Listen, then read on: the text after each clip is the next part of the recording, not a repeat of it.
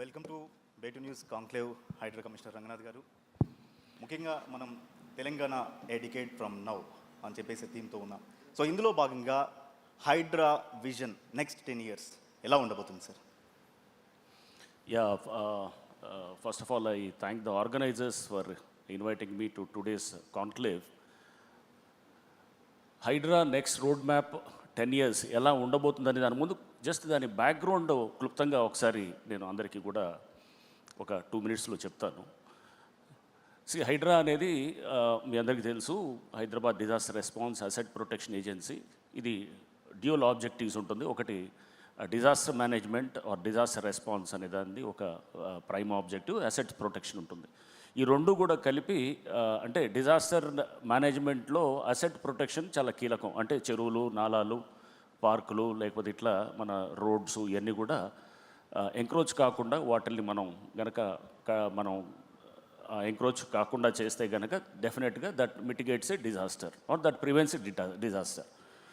మనం ఒకసారి real estate scene ఒకసారి లాస్ట్ 50 ఏళ్లలో ఒకసారి చూస్తే కనుక 1975 to 2025 మీరు ఫర్ ఇన్స్టెన్స్ ల్యాండ్ రేట్స్ కన్నా ముందు పాపులేషన్ గ్రోత్ ఎలా ఉందో ఒకసారి చూస్తే కనుక Delhi has increase by 8x అనమాట. అంటే 1975లో ఉన్నదానికి 8 రెట్లు పెరిగింది. And Bengaluru 7.5x, Hyderabad 6.2x. So ఇట్లా అంటే మీరు ముంబై అరౌండ్ 4.3x ఇట్లా మనకు పెరిగిన దీన్ని చూస్తే కనుక, అండ్ హైదరాబాద్ మీరు నెక్స్ట్ గ్రోత్ ఎలా ఉంటుందని కూడా మనం ఒకసారి విజువలైజ్ చేస్తే కనుక ఇప్పుడున్న దానికి almost it is likely to double by 2050. అంటే మీరు పాత దాంతో చూస్తే కనుక ఆల్మోస్ట్ 12 to 12.5x పెరుగుతుందన్నమాట. 75 to 50 2050కి 75 ఏళ్లలో 12-13 రెట్లు పాపులేషన్ పెరుగుతుంది. ఇంత పాపులేషన్ పెరిగినప్పుడు ల్యాండ్ మీద ఇంటెన్స్ డిమాండ్ కూడా ఉంటుంది.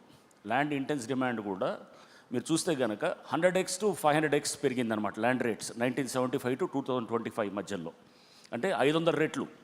అప్పుడు ₹1,00,000 ఎకరా ఉంటే కనుక ఇప్పుడు 500 లక్షలు, అంటే దాదాపు 5 కోట్లు ఉన్నటువంటి ప్రాంతాలు చాలా ఉన్నాయన్నమాట. అట్లా అంటే ఈ ల్యాండ్ రేట్స్ పెరగటం అనే దానివల్ల రియల్ ఎస్టేట్ అండ్ ఈ ఏది అర్బన్ ఇన్ఫ్రాస్ట్రక్చర్ మీద ఉన్నటువంటి ప్రెషర్ తోటే మనం చూసాం చెరువులు, కుంటలు అన్నీ కూడా ఆక్రమితమైనాయి. మొత్తం కూడా మన దాంట్లో మీరు ఒకసారి చూస్తే కనుక దాదాపు 61% చెరువులు మొత్తం కూడా ఆక్రమితం అయి ఉన్నాయి హైదరాబాద్ అప్ టు ఓఆర్ఆర్ దాకా మనం చూస్తే కనుక. ఇంకా మనం ఒకవేళ ఈ హైడ్రా లాంటి వ్యవస్థ రాకపోతే కనుక ఇంకొక బహుశా 10-15 సంవత్సరాల్లో ఇది 80 నుంచి 80% దాకా వెళ్ళేదన్నమాట.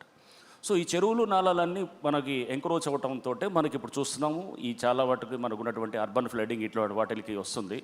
నిన్న చూసాం మనం ఏది ఉత్తరప్రదేశ్లో దే వాజ్ అన్ ఇంటెన్స్ మనకి థండర్ స్టార్మ్ ఉండింది. అండ్ దాంట్లో దాదాపు 117 మంది చనిపోయారని చెప్పి కూడా మనకి ఈరోజు పేపర్స్ అన్నింటిలో కూడా చూస్తున్నాం. ఈ అన్నిటికీ కూడా కారణం ఏంటంటే ఈ క్లైమాటిక్ చేంజెస్ని కూడా మనం గుర్తించాలి. ఈ క్లైమాటిక్ చేంజెస్ కూడా ఎందుకు అవుతున్నాయి? ఇప్పుడు అర్బన్ సిటీ ఉంది, ఇప్పుడు మనకు అన్నీ కూడా హై రైజ్ బిల్డింగ్స్ వస్తున్నాయి.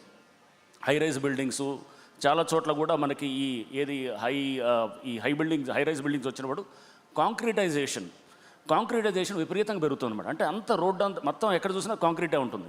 0.6 ఉండేటటువంటి కాంక్రీటైజేషన్ అంటే మీరు 0.6 ఉన్నటువంటి కోఎఫిషియంట్ ఆఫ్ రన్ ఆఫ్ అంటారనమాట. అంటే అది that was the extent of 1970లో ఉన్నది.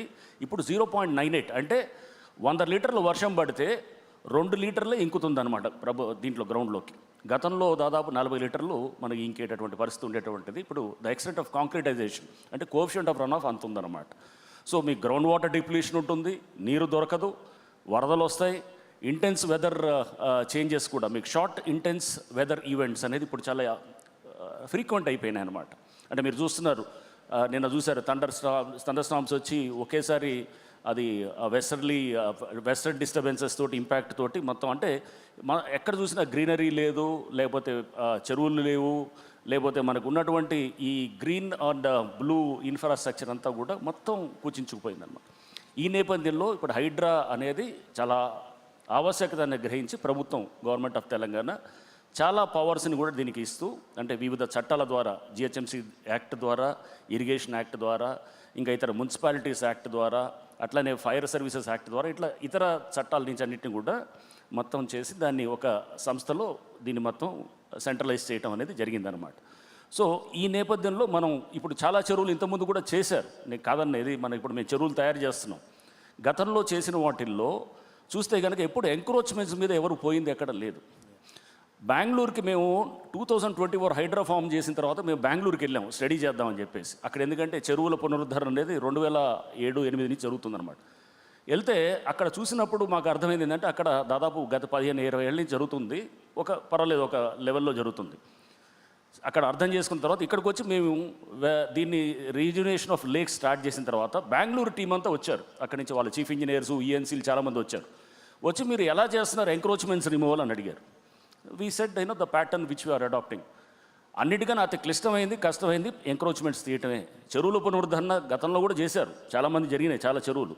కానీ ఏంటంటే ఎంక్రోచ్మెంట్స్ తీయకుండా సపోజ్ 5 ఎకరాలే ఉందనుకోండి, 10 ఎకరాలు 15 ఎకరాలు ఎంక్రోచ్మెంట్స్ ఉంటాయి కనుక దాన్ని వదిలేసి 5 ఎకరాలని తీయటం, లేకపోతే ఒక చిన్న కట్టలాంటి తయారు చేసి మిగతా ఉన్నటువంటి శిఖం పట్టాలన్నింటినీ కూడా లీగలైజ్ చేయటం, ఇట్లా రకరకాల పద్ధతులు జరిగాయి అన్నమాట. ఇప్పుడు హైడ్రా వచ్చిన తర్వాత ఎఫ్టీఎల్ అంటే ఎక్కడ దాకా ఎఫ్టీఎల్ ఉందో అక్కడ దాకా మొత్తాన్ని కూడా దాన్ని మనం కంట్రోల్లో తీసుకోవటం. అన్లెస్ నివాస గృహాలు అంటే రెసిడెన్షియల్ డ్వెల్లింగ్స్ ఏమైనా ఉంటాయి కనుక గతంలో వచ్చినటువంటి రెసిడెన్షియల్ డ్వెల్లింగ్స్ని వీఆర్ నాట్ డిస్టర్బింగ్ అనమాట.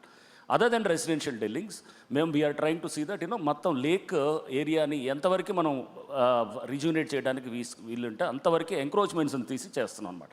సో తద్వారా ఇప్పుడు ఏమైంది, ఎంక్రోచ్మెంట్స్ అనేది దాదాపుగా చాలా తగ్గుముఖం పట్టాయి. ఎన్ఆర్ఎస్సి నుంచి ఇచ్చినటువంటి డేటాతోటి మాకు మళ్ళీ ఒక 1 year తర్వాత వాళ్ళు ఇచ్చింది ఏంటంటే మనకి గతంలో జరుగుతున్నటువంటి ఎంక్రోచ్మెంట్ ఏదైతే జరుగుతుందో వాటర్ బాడీస్ చుట్టూ గణనీయంగా తగ్గిపోయిందని చెప్పేసి ఎన్ఆర్ఎస్సి నుంచి ఇచ్చినటువంటి రిపోర్ట్ కూడా మనకి సపోర్ట్ చేస్తుంది అనమాట, national report sensing centre. So ఇది ఎక్కడో ఒకసారి జరగాల్సిన ప్రక్రియ. అండ్ ఈ హైడ్రా అనేది నెక్స్ట్ 10 ఏళ్ల పాటు ఎలా ఉండాలనే దాని గురించి నేను అంటే బ్యాక్గ్రౌండ్ చెప్తున్నాను, చెప్పి ఆ తర్వాత then will get into next 10 years ఎలా ఉండాలని. సో రంగనాథ్ గారు, అంటే ఈ 1.5 yearలో చాలా అచీవ్మెంట్స్ చూశారు. అంటే ఇప్పుడు నెక్స్ట్ అంటే లేక్స్ కానివ్వండి, ఎన్విరాన్మెంట్ కానివ్వండి, లాంగ్ టర్మ్ ప్రొటెక్ట్ చేసే పాసిబుల్ ఉంటుందంటారా? ఒకవేళ ఉంటే అది ఎలా? సో ఇప్పుడు నోటిఫికేషన్స్ ఒక ఇంపార్టెంట్ ఆస్పెక్ట్ అండి. చెరువుల్ని నోటిఫై చేయటం అనేది ఒకటి. గతంలో కూడా నోటిఫై చేశాం. నోటిఫై చేసి ఇది చెరువు హద్దుల నిర్ధారణ చేసిన తర్వాత దాన్ని ఇంప్లిమెంట్ చేసే ఏజెన్సీ కూడా ఉండాలి. అంటే ఇప్పుడు హద్దులు నోటిఫై చేశాను, ఇదిగో ఇదని చెప్పిన తర్వాత దాన్ని దాటుకొని ఎవడన్నా వస్తే కనుక అతని మీద యాక్ట్ చేసేటటువంటి సిస్టమ్ కూడా ఉండాలి. గతంలో ఏం జరిగేది, సపోజ్ ఒక చెరువులో ఎవడన్నా ఆక్యుపై చేసి ఎవడన్నా కట్టాడు అనుకుందాం, ఒక నాలాలో ఆక్యుపై చేసి కట్టాడు అనుకుందాం. కట్టినప్పుడు ఏం జరిగేదంటే నువ్వు ఇరిగేషన్ వాళ్ళు వచ్చి కంప్లైంట్ చేసేవాళ్ళు. ఎందుకంటే ఇరిగేషన్ యాక్ట్ ప్రకారం వాళ్ళు దే ఆర్ ద కస్టోడియన్స్. వాళ్ళు దాన్ని తీయడానికి, ఎంక్రోచ్మెంట్ తీయడానికి ఎవరు, రెవెన్యూ వాళ్ళ దగ్గరకు, మున్సిపాలిటీస్ వాళ్ళ దగ్గరికి వెళ్ళాలి, అంటే టౌన్ ప్లానింగ్ వాళ్ళ దగ్గరికి. వాళ్ళ దగ్గరికి వెళ్తే వాళ్ళు అనేవాళ్ళు మీరు రెవెన్యూ వాళ్ళ దగ్గరికి వెళ్ళండి, ఒకళ్ళు అనేవాళ్ళు, ఇట్లా ఒకళ్ళ దగ్గరకు ఒకళ్ళు తిరుగుతూ ఎవరు ఫైనల్గా ఏంటంటే దాని మీద యాక్ట్ చేసే పరిస్థితి లేకుండా ఉంది. ఇప్పుడు అన్ని పవర్స్ అన్నీ కూడా తెచ్చి ఒక సంస్థలో పెట్టినప్పుడు ఇప్పుడు మేము వీళ్ళ దగ్గర పోండి వాళ్ళ దగ్గర పోండి అనేది ఏమి ఉండదన్నమాట. సో మీరు చూసారు ఎన్నో సందర్భాల్లో ప్యాట్నీ నాలా బెస్ట్ ఎగ్జాంపుల్, సికింద్రాబాద్ మన ఆనంద్ థియేటర్ దగ్గర ఉన్నటువంటిది 30 ఏళ్ల నుంచి ఆ ఎంక్రోచ్మెంట్ ఉంది. ఆ నాలా 20 మీటర్లు ఉండే నాలా 5 మీటర్లు అవుతుంది ఒక దగ్గరకు వచ్చేటప్పటికి.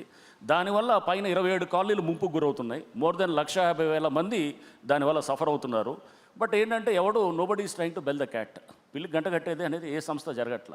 The minute HYDRAA came to know about this, within 1 day, less than 24 hours building was razed to ground and చేసి దాని తర్వాత అక్కడ వైడనింగ్ చేయడంతో ఇప్పుడు చాలా ప్రాంతాలు అంటే ఇలాంటి ఎగ్జాంపుల్స్ కోకొల్లలు ఉన్నాయన్నమాట.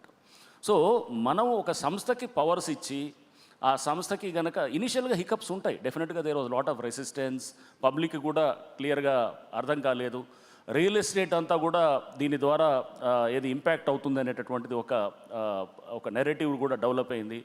సో ఆ లెక్కన హైదరాబాద్ బయట కూడా రియల్ ఎస్టేట్ పరిస్థితులు, కంట్రీ వైడ్ పరిస్థితులు కూడా మనం తీసుకుంటే కనుక చాలా చోట్ల కూడా రియల్ ఎస్టేట్ ఇంపాక్ట్ అయింది. సో ఇవన్నీ ఎవరైతే వెస్టెడ్ ఇంట్రెస్ట్లు ఉన్నారో అటువంటి వాళ్ళందరూ కూడా హైడ్రా మీద దాడి అనేది జరగటం ఇదంతా కూడా జరుగుతున్నది. సో ఒక కొత్త చేంజ్ వచ్చినప్పుడు this always resistance to change.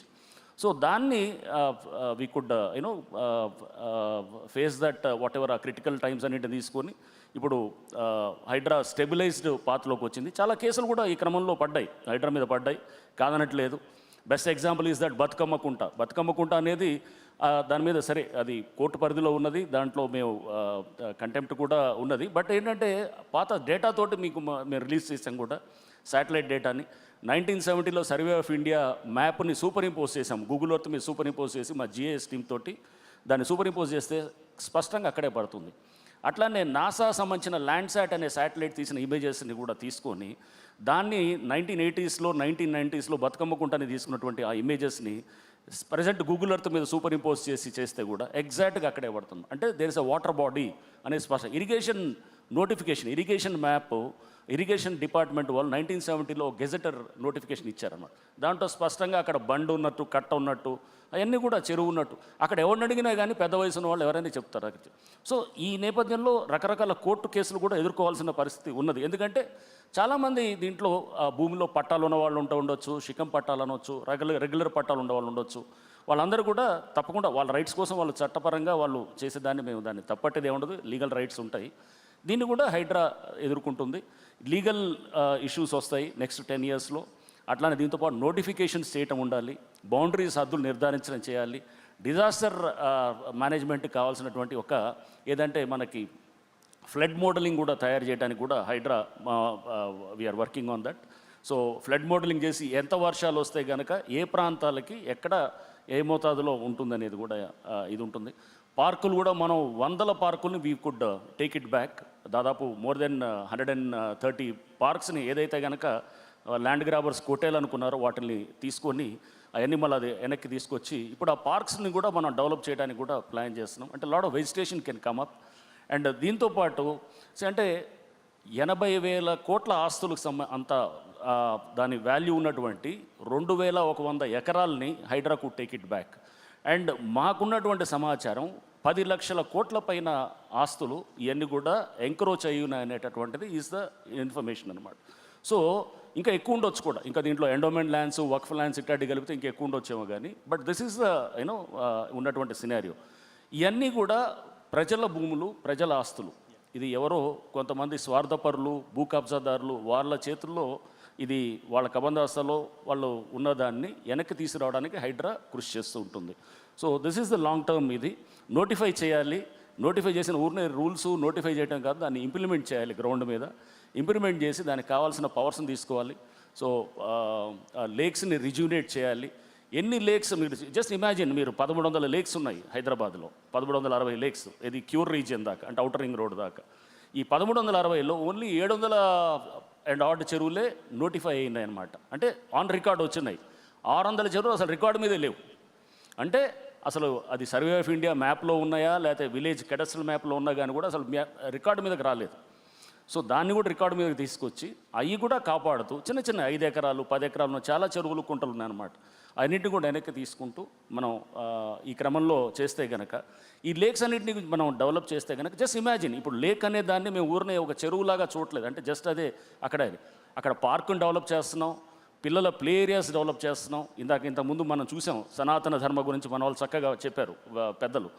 So పిల్లలు ఏంటంటే సెల్ ఫోన్లకి అడిక్ట్ అయిపోయి ఎటువంటి ఇంట్లో వాళ్ళు టీవీలకో సెల్ ఫోన్కో లేకపోతే ఇది ఏది ఇప్పుడు అంతా ఈ నెట్ఫ్లిక్స్ అనో లేకపోతే ఇటువంటి వాటికి కాకుండా బయట చిన్నప్పుడు ఆడుకునేటటువంటి ప్లే గ్రౌండ్స్ ఇప్పుడు అన్నీ కూడా కనుమరుగైపోయినాయి. ఈ నేపథ్యంలో వాళ్ళకి లేక్ అనేది అందరూ కూడా ఇది as we have a stake in the lake అనే దాంట్లో తయారు చేసేటట్టు పిల్లలు వచ్చేటట్టు ఉండాలి, ఆడుకోవడానికి వస్తారు, ఒక మంచి ఆహ్లాదకరమైన వాతావరణం ఉంటుంది, పెద్దలు వస్తారు, వాకింగ్కి వచ్చేవాళ్ళు సీనియర్ సిటిజన్స్ వస్తారు, మహిళలు వస్తారు, 10 మంది కలిసి మాట్లాడుకోవటానికి, వాళ్ళకు కూడా వాకింగ్ చేసుకోవడానికి, విషయాలు తెలుసుకోవడానికి ఒకళ్ళ గురించి, అంటే ఒక కమ్యూనిటీ యాక్టివిటీ జనరేట్ చేయడానికి ఒక చెరువు అనే దాన్ని ఉపయోగపడుతుంది అనేటటువంటిది కూడా ఆ నేపథ్యంలో ఈ చెరువులన్నింటినీ కూడా ఈ రోడ్ మ్యాప్ నెక్స్ట్ 10 ఇయర్స్లో 1100 చెరువులు మనం డెవలప్ చేసి మంచి గ్రీనరీ తోటి వాటర్ ఉంటే కనుక గ్రౌండ్ వాటర్ టేబుల్ పెరుగుతుంది. నాకు మన ఎవరో కుకట్పల్లి నుంచి వచ్చారు కొంతమంది, వాళ్ళు వచ్చి సార్ ఈసారి మా దగ్గర చెరువులు పుష్కలంగా నీళ్లు ఉన్నాయని చెప్తున్నాను అనమాట. ఏంటంటే ఇది మీరు ఆ చెరువు డెవలప్ చేశారు, దాంతో మాకు చుట్టూ ఇంతకుముందు నీళ్ళు ఉండేది కాదు, అసలు ట్యాంకర్లు పోయేవాళ్ళం, ఇప్పుడు మేము ఎవరో ట్యాంకర్స్ పెట్టలేదు ఆ చుట్టుపక్కల ఉన్న వాళ్ళని. So we felt very happy. So this is the long term benefit.